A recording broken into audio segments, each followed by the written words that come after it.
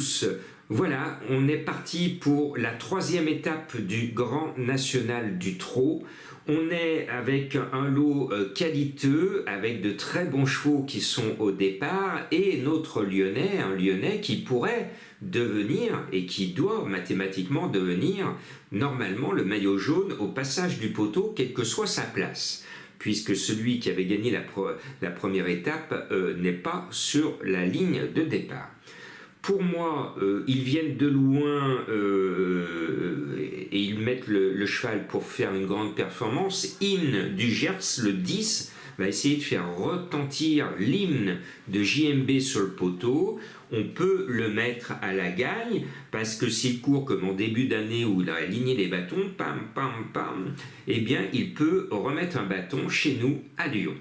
Mais je suis confiant aussi sur le 7 Harry Carizet.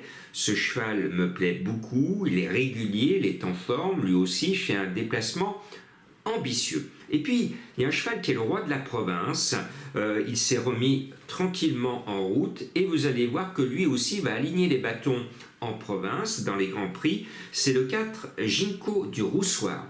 Comme c'est un cheval qui aime gagner, c'est un gagnant dans l'âme, et qu'il est mené par un autre gagnant dans l'âme, un certain Éric Raffin, attention, les deux, le cheval et le bonhomme qui est sur le sulky, aiment et adorent gagner. Donc le 4 peut se sublimer. Et puis le 13 Orchestro, voilà, c'est notre coqueluche régional. Il m'a surpris agréablement la dernière fois, il a gagné avec Maestria. Maintenant, c'est notre Lyonnais, allez le gun, avec Beckert qui est aux commandes, eh bien on le joue, et je sais que les Lyonnais, eux, vont le jouer gagnant. Après, eh bien je vous propose un autre favori, on va peut-être vers des rapports cacahuètes, le 9 Happy Danica, c'est un cheval qui a démontré beaucoup de qualité.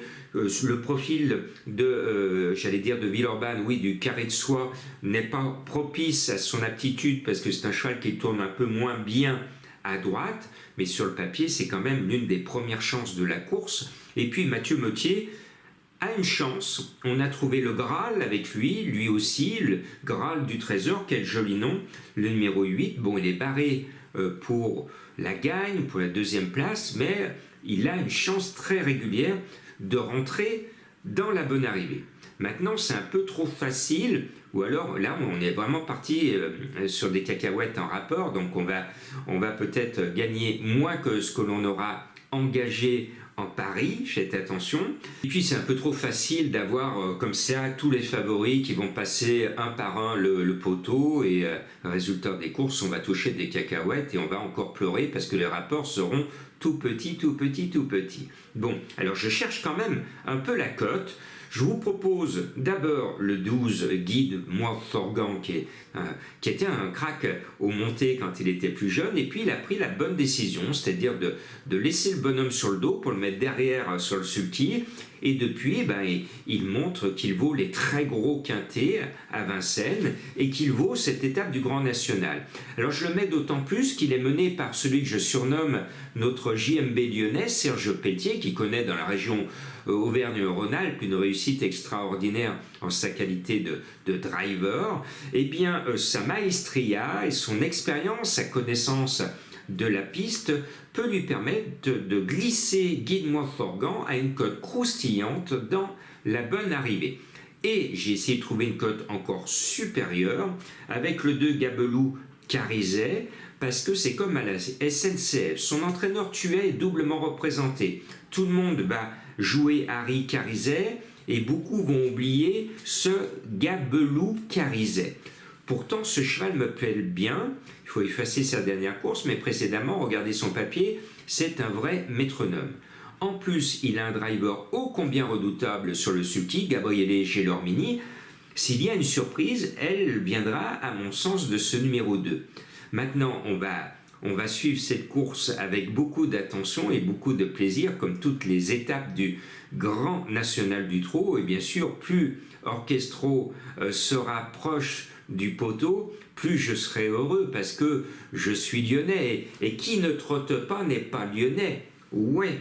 Donc orchestro, on va jouer nous les gones. Et puis je termine par une énigme du jour pour trouver le cheval mystère de ce jour. Eh bien c'est une chanson de La Pluie Mauve et c'est un certain Prince qui chantait ce titre. À vous de découvrir ce cheval qui sera à cote. C'est une prise de risque, mais si elle est là, cela va payer.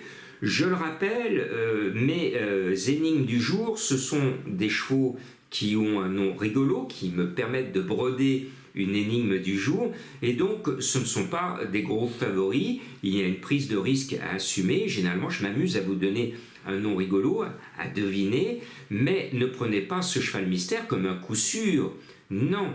Par contre, ceux qui ont joué culture en lien avec la célèbre citation « La culture, c'est ce qui reste quand on a tout oublié », soi-disant dit par notre Lyonnais Édouard Herriot, eh bien, culture a brillé.